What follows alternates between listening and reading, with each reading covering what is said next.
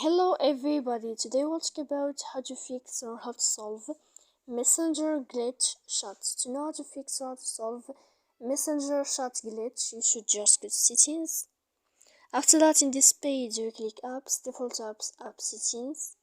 Here in this list you will search about the window of messenger. When you find this list of app info, you will click on first stop and you will click OK. Here in this list of or the window of storage you will enter. Then we click clear cache. After that you will go to your Wi-Fi and you will click. You will wait 3 seconds and you can turn on your Wi-Fi again. So please don't forget to support us by like and subscribe. See you next time in another video, and thank you for your attention and your watching. Goodbye.